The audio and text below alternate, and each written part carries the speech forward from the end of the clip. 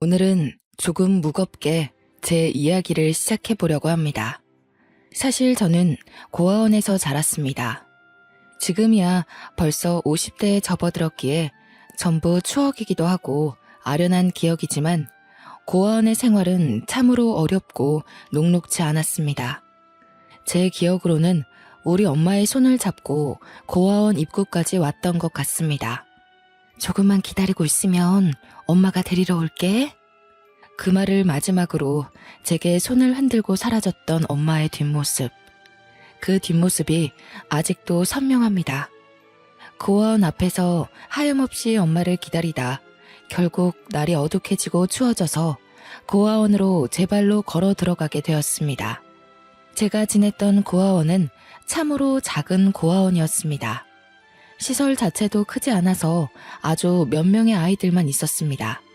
그 아이들과 함께 한 방에 옹기종기 모여서 지내야만 했어요. 저처럼 엄마의 손에 이끌려온 아이도 있었고 너무 아기 때 와서 아무 기억이 없는 친구들도 있었습니다. 고아원에서 보살핌이라도 잘 받았으면 좋았으련만 고아원 원장님 부부는 참으로 모질고 못된 사람들이었습니다. 후원금에 눈이 멀어 항상 저와 친구들을 바깥으로 내몰았었습니다. 정말 거지나 다름없는 꼴을 하고서 시외버스 터미널에서 구걸을 하기도 했고요. 어떻게든 지역신문에 기사 한 줄 실리고자 노력해야 했습니다. 연말이 되면 후원금이 꽤 들어오거든요. 그 후원금을 노리고 고아원 아이들을 그 추운 겨울에 구멍난 외투, 솜이 다 빠진 외투를 입혀다가 길거리로 내몰았습니다. 종을 울리면서 한 번만 도와주세요를 외쳐야만 했어요. 장갑도 없어서 손을 입김으로 호호 불면서 말이죠. 연말 수금 기간이 지나면 아이들은 전부 감기에 걸려 고열에 시달리기도 했고 먹은 밥을 토해내기도 했습니다.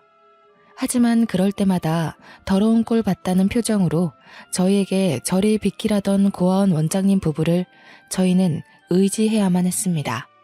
빨래며 밥이며 전부 그 어린 우리들의 고사리 같은 손으로 해내야만 했습니다. 세탁기를 사용하면 전기세, 물세가 많이 든다는 이유로 한겨울에도 차가운 물에 이불 빨래를 해야만 했죠. 공부도 전혀 시켜주지 않았습니다. 우리는 일찌감치 철이 들었고 어떻게든 살아남고자 하는 마음으로 서로를 돕고 도와 공부를 했습니다. 밤에 불을 켜면 전기세가 나오니 소등을 시켜버렸었는데 그럼 저희는 쓰다 남은 양초를 태워가며 책을 읽었습니다. 그래도 제가 공부머리는 꽤 있었는지 학교에서 치르는 시험들 성적이 좋았습니다. 제가 똑똑하다는 걸 알게 된 이후로 고아원 원장님 부부는 저를 이런저런 경시대회에 많이 내보냈습니다. 거기에서 입상이라도 하면 어떻게든 기자를 불러내서 기사 한 줄을 쓰게 했어요.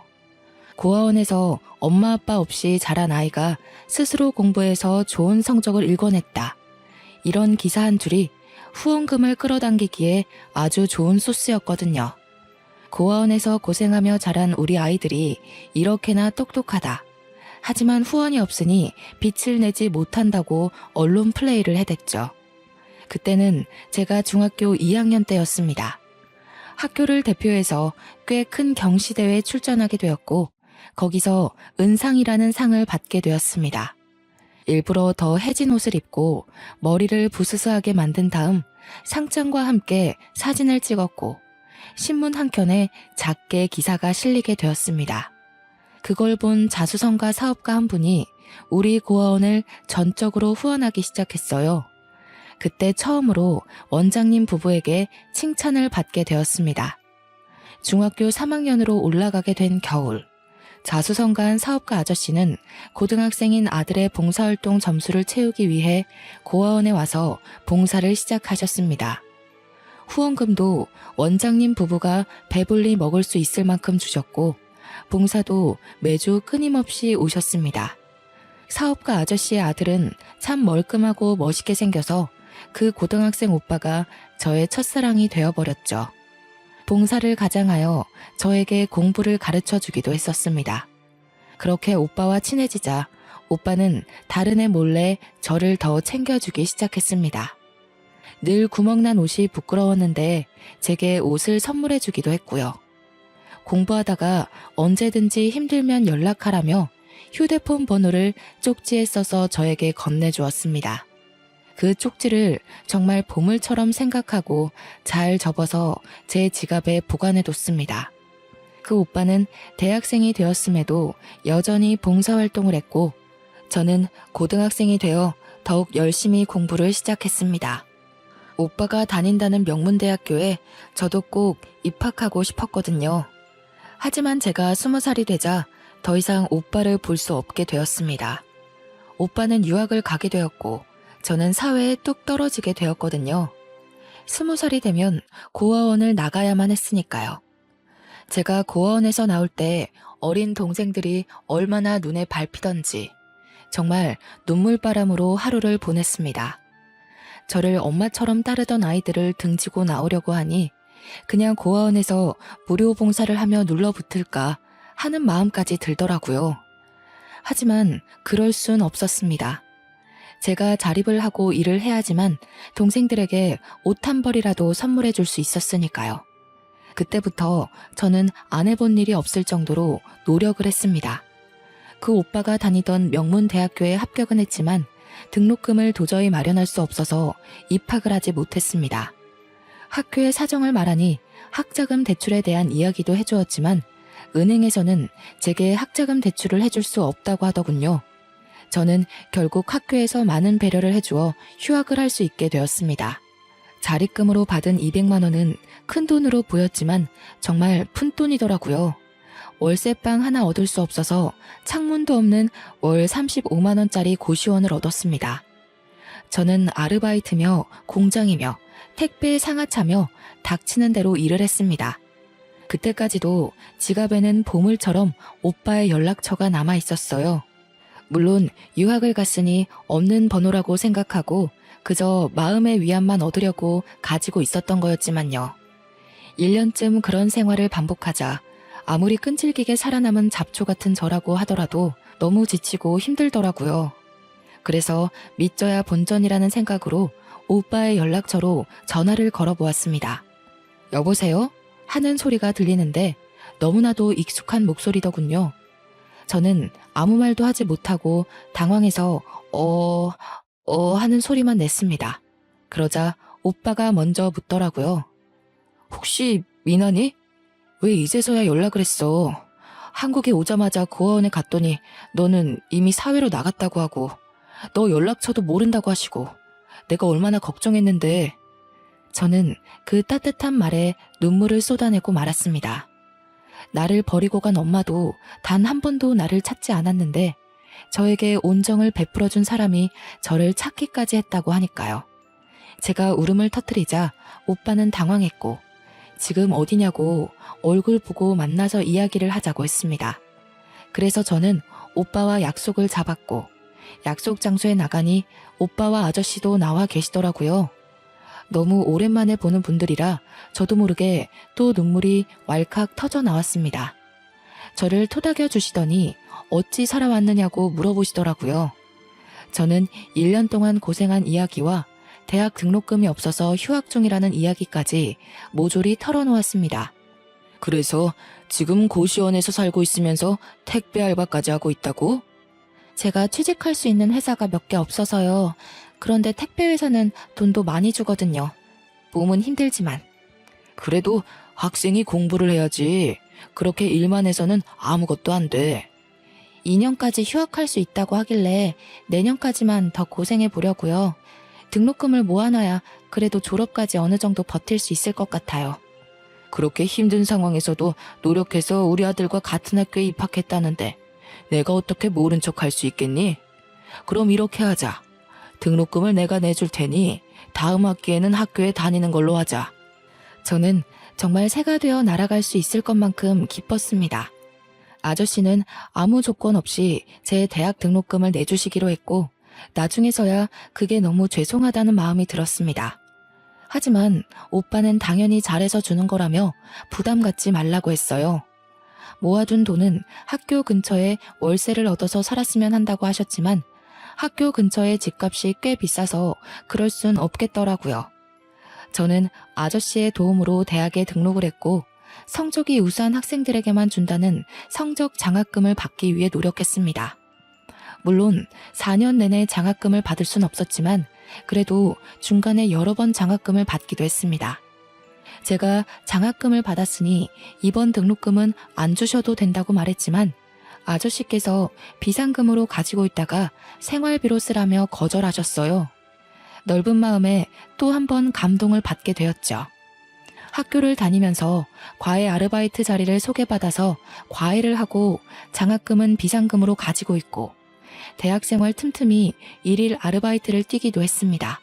누구보다 시간을 쪼개 쓰면서 바쁘게 살았고 등록금을 지원받은 이후로는 단 한 번의 휴학도 없이 학교를 졸업할 수 있게 되었습니다. 누구보다 치열하게 살았기 때문에 취업 전선에 뛰어드는 건 고민도 되지 않았습니다. 그런데 아저씨께서 제게 제안을 하시더라고요. 아저씨네 회사로 취직을 하는 게 어떻겠느냐 하셨어요. 솔직히 제 성적에 더 좋은 대기업으로 갈 수 있는 길이 열려있긴 했지만 그동안 받았던 은혜를 보답하고자 하는 마음도 있었기에 좋다고 했습니다. 아저씨는 대단한 영재가 입사하게 되었다면서 좋아하셨어요. 그렇게 신입사원의 명함을 달고 첫 직장에 받은 월급이 200만 원이 조금 넘었습니다. 통장에 떡하니 월급이라고 찍힌 금액을 보니 감동이 물밀듯 흘러왔습니다. 저는 그 길로 고아원 동생들에게 간식과 옷을 조금 사서 보냈고 남은 돈으로는 아저씨와 오빠에게 줄 작은 선물을 샀습니다. 오빠는 그 선물을 받고 자기도 취업 선물로 준비한 게 있다면서 제게 질 좋은 코트를 한 벌 선물해 주었어요. 저는 그 옷을 평생 보물로 생각하기로 했습니다. 올이 나갈까, 보풀이 생길까 아까워서 한 번도 입지 못하고 옷장에 고이 모셔놨죠. 저는 입사 2년 만에 고시원을 탈출해 원룸을 얻을 수 있었습니다. 삶의 여유가 조금 생기니 봉사활동도 다니기 시작했고요. 그런 저를 아저씨는 참 예쁘게 봐주셨고 오빠와의 사이도 돈독해졌습니다.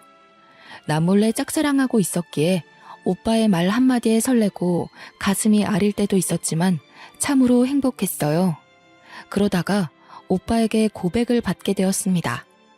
어릴 때부터 저를 지켜보고 있었다면서 저도 같은 마음 아니냐고 묻더라고요. 집안 차이가 확실하게 있었기 때문에 숨긴다고 숨겨왔는데 다 알고 있었나 봐요. 저는 솔직하게 제 마음을 털어놓았고 그렇게 연애를 시작하게 되었습니다. 얼마 지나지 않아 아저씨도 저희가 사귄다는 걸 알게 되었고 평생 함께할 마음이 있냐고 물어보시길래 고개를 끄덕이니 그럼 결혼을 하는 건 어떻겠냐 하셨습니다. 저는 결혼까진 생각해 본 적 없었던 터라 많이 당황했어요. 왜냐면 오빠네 집은 번듯한 사업가의 집안이었고 저는 고아원에서 부모도 없이 자란 아이였으니까요. 결혼에 대한 이야기가 나오자 저는 은근히 기대되는 마음과 이래서는 안 된다는 마음이 공존했어요. 그런데 그때쯤 저에게 모르는 번호로 연락이 오기 시작했고 그 연락은 바로 오빠네 어머님이셨습니다. 한번 만났으면 좋겠다는 이야기에 저는 마음을 굳게 먹고 어머님을 만나러 갔습니다. 각설하고 나는 이 결혼 찬성하지 않아요. 이유는 잘 알고 있겠지? 제가 자리에 앉자마자 본론부터 말씀하시더라고요. 저는 이렇게 대놓고 말씀하실 줄 몰라서 꿀먹은 벙어리처럼 아무 말도 하지 못하고 멍하니 있었습니다. 우리 아들 내가 정말 금이야 오기야 키웠어. 절대로 부족함 없이 공부시켰고 유학까지 갔다 온 아이야. 그런데 고작 만난다는 기집애가 고아원에서 자란 출신도 모르는 여자라니 가당키나 해? 죄송합니다. 우리 남편도 참 생각이 없지. 사업한다는 양반이 대단한 며느리를 볼 생각은 안 하고 우리 집안 남자들이 마음을 굽힐 것 같지 않으니 그쪽이 먼저 정리해줬으면 좋겠는데. 하지만 저 정말 오빠를 사랑해요. 제가 사랑한다고 이야기하자 어머님께서는 이를 악물고 제 뺨을 치셨어요. 카페에 짝 소리가 울려 퍼지고 사람들의 이목이 집중되자 제 몸은 자연스레 움츠러들고 말았습니다. 순간 수치심과 억울함에 눈물이 줄줄 흐르더라고요. 부모 없이 자란 게 제가 원해서 된 일도 아니잖아요. 콩부머리는 꽤 똑똑하다고 들었는데 그래서 이렇게 미련스럽게 구는 건가? 우리 아들 잡아서 한몫 건져보려고? 내가 돈이라도 줘야 떨어져 나갈 거야? 돈 필요 없어요. 그냥 오빠를 너무 사랑해서. 돈도 필요 없다는 게 그렇게 대학 등록금까지 아득바득 챙겨갔니? 내가 불쌍한 애라고 도와준다길래 허락한 건데 며느리 자리까지 넘보는 건 선 넘었지. 저는 아무 말도 할 수 없었습니다. 따지고 보면 틀린 말도 아니었어요. 물론 오빠에 대한 저의 사랑은 순수한 거였지만 어머님께서 보시기엔 순수하지만은 않을 것 같았죠. 그날 그런 만남을 뒤로하고 집으로 돌아왔는데 예고도 없이 오빠가 집으로 찾아왔습니다. 오늘 우리 어머니 만났다면서 왜 말도 안 하고 그런 자리에 나갔어? 오빠의 반응을 보니 이미 어머니께서 반대하고 있다는 걸 알고 있는 눈치였습니다. 저만 모르고 있었다는 사실이 또 한 번 가슴을 후벼 파더라고요. 오빠 혼자서 얼마나 아등바등 노력했을까 하는 생각 때문에요. 내가 뒤집어 엎고 나왔어. 2번 다신 너한테 함부로 못하실 거야. 미안해. 이런 일을 겪게 해서. 제가 뺨을 맞았다는 것까지 알았는지 오빠는 제 얼굴을 문질러주며 꼭 결혼하자고 말해주었습니다. 어떤 반발심에서 나온 건지 모르겠지만 저는 고개를 끄덕였습니다. 그 뒤로부턴 일사천리였어요. 오빠는 어머님의 반대를 무릅쓰고 결혼 준비를 강행했고 시아버지가 될 아저씨도 제 편에 서주셨습니다. 결혼을 준비하는 동안 단 한 번도 시어머니의 모습을 볼 수 없었지만 그래도 행복했어요. 고아원에서 자라 제대로 된 가족도 없이 자랐는데 결혼만 하면 온전한 제 가족이 생긴다는 느낌을 받았기 때문이었습니다. 결국 시어머니와는 대화 한 번 하지 못한 채 결혼을 하게 되었습니다. 식장에서 손을 잡아줄 아버지가 계시지 않았기 때문에 남편의 손을 잡고 버진로드를 걸었어요. 혼주석이 텅 비어 있었지만 남편이 제 옆에 서 있다는 것만으로도 마음이 든든했습니다. 그렇게 어영부영 마련한 신혼집에 들어가 신혼생활을 시작한 지 얼마 되지 않아 악재가 겹치기 시작했습니다.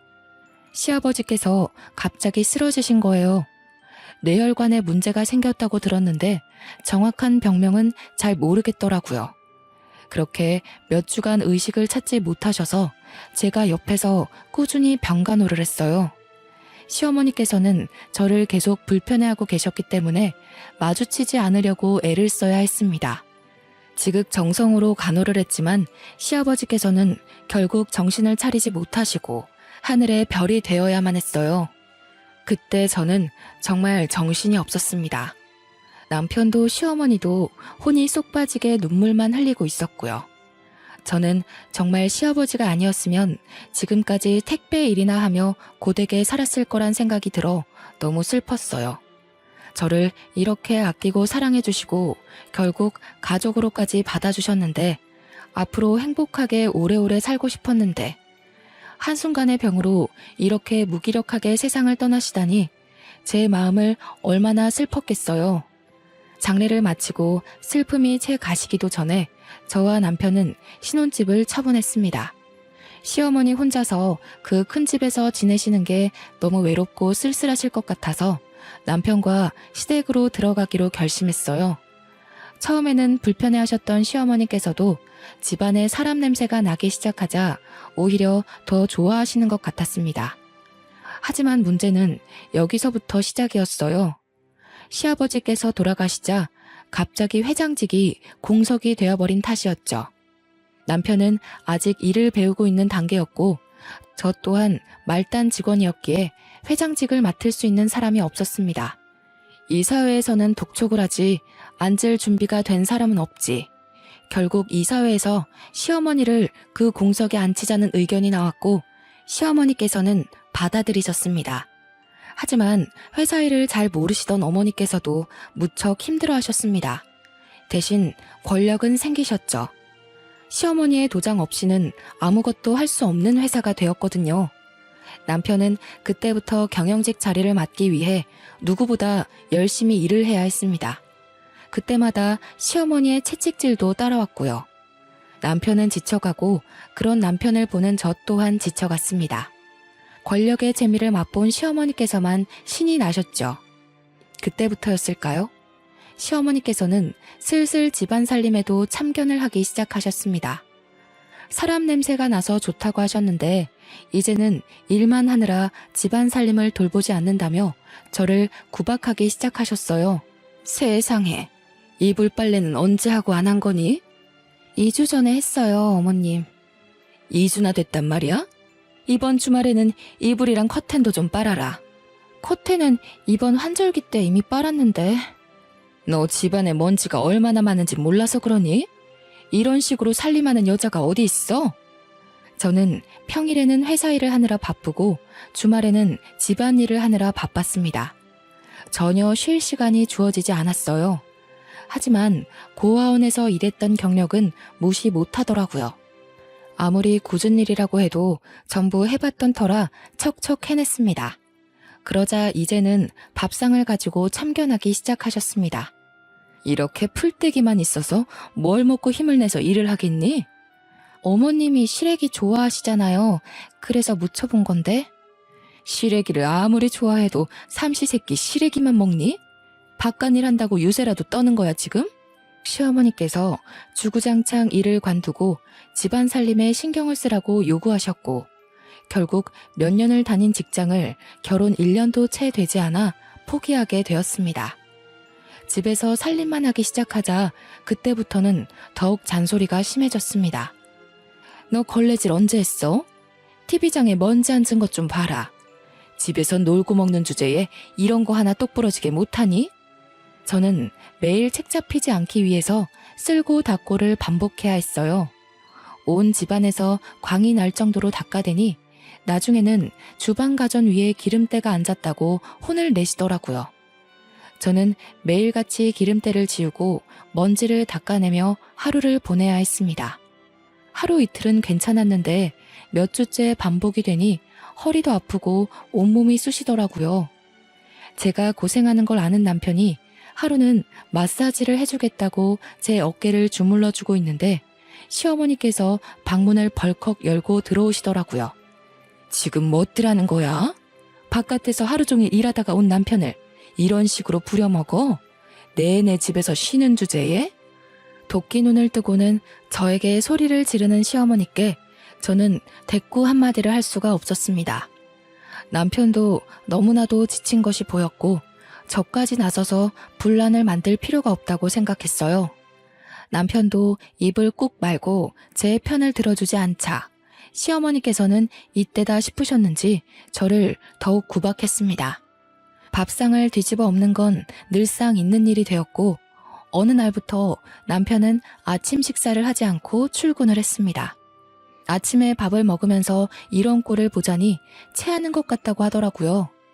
시어머니께서는 제게 옷 다림질이 마음에 안 든다면서 얼굴에 빨랫감을 던지기도 하셨습니다. 내가 분명 오늘 중요한 회의 있다고 블라우스 다려놓으라고 했는데 그거 하나 제대로 못해서야 원. 저에게 회사에 일이 있으니 얼른 차려입고 나오라는 남편의 말에 아껴두었던 남편이 선물해준 코트를 입고 나가니 시어머니께서 진절머리 난다는 듯 제게 말씀하셨어요. 도대체 이게 언제적 디자인의 코트니? 이래서 고아티는 못 버는 거라던데 정말 쪽팔려서 어디 데리고 다니지도 못하겠다. 내가 돈을 안 주니? 남편이 생활비를 안 줘? 명품까지는 못 사 입더라도 적어도 브랜드 옷은 입어야 할 거 아니야. 이 코트 그이가 사준 거라서요. 아무리 그래도 그렇지. 이런 격식 있는 자리에 와봤어야 알지. 내가 정말 쪽팔려서 너를 며느리라고 소개시켜줄 수 있겠니? 너는 나뿐만 아니라 네 남편, 돌아가신 시아버지 얼굴에도 먹칠하는 거야. 그럴 때마다 저는 남편이 저의 편을 들어주길 원했지만 남편은 너무 지쳐있는 상태였어요. 본인 생활도 너무 벅찬 와중에 이런 사소한 싸움까지 신경 쓰고 싶지 않았던 거겠죠. 결국 남편은 저를 외면했고 돌려져 버린 고개에 저는 너무나도 속이 상했습니다. 남편과 이야기를 해도 늘 저에게 네가 참아 하는 말만 반복했고요. 저는 가정이 있음에도 불구하고 꼭 고아원에서 지냈던 그 시절로 돌아간 것만 같은 기분이 들었습니다. 시어머니의 쓸데없는 트집이 반복될수록 남편은 저에게서 점점 멀어졌어요. 회사에서도 시달리는데 집에서까지 시달리고 싶지 않으니 외면하게 되는 거였겠죠. 그런 남편을 이해하려고 하면서도 속상했고 저는 점점 마음의 문이 닫히게 되었습니다. 급하게 남편의 출장이 잡혀 저는 집에서 남편의 짐을 싸게 되었습니다. 집에 얼굴만 쓱 비추고 출장을 떠나야 한다는 말에 서운하기보단 시어머니와 단둘이 지내야 할 3박 4일이 더욱 걱정이었습니다. 그래도 남편이 있을 때는 소리만 지르고 욕은 안 하셨는데 남편이 없으면 정말 어떤 일이 벌어질지 무섭기까지 했어요. 저는 벌벌 떨리는 손을 감추고 남편의 출장기를 배웅했습니다. 그리고 3박 4일 동안 아무 일도 일어나지 않기를 바랐습니다. 하지만 그럴수록 현실은 저를 배신하더라고요. 시어머니께서는 잠깐 이야기 좀 하자며 저를 부르셨어요. 어머님, 무슨 하실 말씀이라도. 내가 여러모로 생각을 해봤다. 아직 너희들 나이가 많지도 않고 아이도 없으니까 말이야. 아이는 가지려고 노력하고 있어요. 그럴 필요 없다. 내가 매정하다 느낄지도 모르겠지만 지금 우리 회사는 안정기에 접어들기 직전이야. 그렇게 회장님 떠나시고 많이 힘들었다는 거 알고 있지? 네, 그이도 갑작스럽게 벌어진 일이라 정말 많이 힘들어했죠. 우리는 단단한 사돈이 필요해. 너처럼 몸뚱아리 하나 있는 며느리가 아니라 뒤를 받쳐줄 든든한 처가가 필요하다고. 그러니 이쯤에서 결혼놀이는 집어치우고 이혼했으면 한다. 이혼이라고요? 절대 안 돼요, 어머님. 저 그이 없으면 못 살아요. 내가 너 이렇게 나올 줄 알았어. 그래서 일부러 우리 아들 출장 간 사이에 이야기한 거야. 위자료는 섭섭지 않게 챙겨줄 테니 여기에 도장 찍고 나가라. 갑자기 이러시는 게 어딨어요. 저 그동안 잘해왔잖아요, 어머님. 너 고생한 거야 내가 모르겠니? 일일이 트집 잡아서 어떻게든 제풀에 지치기를 바랬는데 너는 도통 떠날 생각이 없고 그러니 내가 솔직하게 말하는 수밖에 없지 않겠니? 너는 우리 집안에 도움을 줄 친정이 없잖니. 나는 그런 단단한 사돈이 필요하고 너 생각만 하지 말고 우리 집안과 우리 회사를 생각해보렴. 너의 이기심에 모두를 죽이려고 하지 말고. 제가 이혼하면 다 된다는 말씀이세요? 우리 아들 인기 많았다. 이혼남이라는 타이틀이 따라붙어도 좋다고 할 여자들 많아. 어머님, 위자료로 3억 줄게. 너만 아니면 집안 빵빵한 며느리가 들어왔을 거다. 우리 아들 지금 회사에 제대로 자리 잡고 문제없이 운영해왔을 거야. 저는 결국 제 욕심에 남편을 망하게 할 수 없다는 생각이 자리 잡았어요. 시어머니께서는 도장을 찍은 저를 보고 바로 계좌로 3억을 보내주셨습니다. 마치 미리 준비해뒀던 것처럼 이혼은 쉽사리 이루어졌어요. 저는 남편이 돌아오기 전날까지 몇 가지 없는 짐을 쌌고 시어머니는 그런 저에게 단 한 번의 눈길도 주지 않으셨습니다. 저는 눈물을 뚝뚝 흘리며 캐리어 2개를 끌고 집을 나오게 됐습니다. 남편이 개통해 주었던 휴대폰도 없애버리고 서울에 있다가는 마주칠 것만 같은 기분이 들어서 무작정 버스터미널에서 버스를 타고 시골에 내려왔어요. 어느 동네인지도 모를 곳에서 소 울음소리가 들리는 작은 집 하나를 얻었습니다. 다 쓰러져가는 집이었고 부엌이 바깥으로 연결되어 있어 상당히 불편한 주택이었지만 마음은 편안하더라고요. 혼자 사니까 외롭고 적적하지만 그럼에도 불구하고 자유를 얻은 듯한 기분이었어요.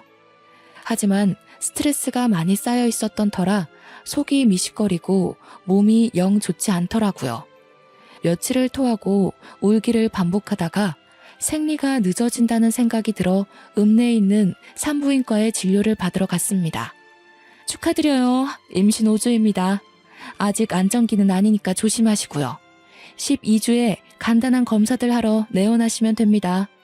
제가 임신한 사실을 시댁에 알려야 하나 고민을 했지만 어차피 짐 받게 되지 않거나 아니면 아이만 빼앗길 것 같다는 두려움에 비밀로 묻어두기로 했습니다. 이혼했으니까 제 호적에 두고 혼자 잘 키우면 되겠지 하는 생각이 들었어요. 아이까지 빼앗기면 저는 정말 삶의 이유를 찾을 수 없을 것 같았거든요. 가족을 버리니 제 핏줄이 닿는 가족이 생겼습니다. 그것만으로도 제 삶을 이어갈 이유가 충분했어요. 그렇게 만삭의 몸이 될 때까지 제 마음의 여유를 찾는 일에 몰두했습니다. 홀로 산부인과에서 진통을 겪고 꼬박 이틀 만에 아이가 세상 밖으로 나왔을 때 저는 눈물을 줄줄 흘렸습니다. 탯줄을 자를 아이의 아버지가 없다는 게 참으로 슬펐어요. 혼자의 몸으로 아이를 키운다는 것이 겁이 났지만 그래도 시어머니께서 제게 주신 3억이 있으니 크게 걱정하지 않기로 했습니다. 아이가 어느 정도 클 때까지 저는 그 돈을 아껴 쓰며 버텼습니다. 시골집이라고 해봐야 전세 7천만 원 정도였던 터라 3억 중 남은 돈이 꽤 되었지만 아이에게 드는 돈이 무시 못할 정도더라고요. 더 이상 돈만 까먹고 지낼 수 없다는 생각에 주변에 소일거리를 찾아서 농사도 도와드리고 했어요. 아이가 5살이 되었을 때 제 수중에 남아있는 돈은 1억 7천 정도였습니다. 저는 더 이상 이 시골에서 아이를 키울 수 없다는 생각이 들어 정들었던 동네를 떠나 서울에서 장사를 시작하기로 마음을 먹었습니다. 남은 돈을 모조리 투자해서 서울의 식당 자리를 찾아 개업을 했어요. 어렸을 때부터 가진 살림에는 도가 텄던지라 식당 운영이 생각만큼 어렵지도 않았습니다. 하지만 서울 집값은 너무 무섭더라고요. 그래서 저는 식당에 딸린 골방에서 아이와 먹고 자고 하면서 식당을 운영했어요. 정말 딱 1년이 넘는 시간 동안 꾸준히 일하고 좋은 재료를 골라 어떻게든 사람들을 사로잡기 위한 노력을 했죠. 그러니 점점 동네에서 동네로 입소문을 타기 시작하더니 맛집으로 소문이 나고 TV 방송국에서도 취재를 나오고 했습니다. 방송이라는 게 위력이 어마어마하더라고요. 한번 잘 되기 시작하니 직원들을 4명이나 더 뽑아야 할 정도로 성화를 이뤘습니다. 가게도 옆 건물에 아주 큰 부지로 이사를 하게 되었어요. 원래 부지를 옮기면 장사가 잘 안 된다고 하던데 저는 그런 징조도 없었습니다. 매일 아침 5시부터 일어나 장사 준비를 하면서도 힘든 거 하나 느낄 시간 없이 바빴어요. 대신 아이를 하루 종일 어린이집에 맡겨야 한다는 게 조금 미안했죠. 돈은 점점 쌓여가고 가게는 점점 번창하고 저는 아이와 함께 살 수 있는 빌라를 전세로 얻을 수 있었습니다. 식당 골방에서만 살아오다가 방이 3개나 있는 빌라 전세를 얻으니 아이도 너무 행복해 하더라고요.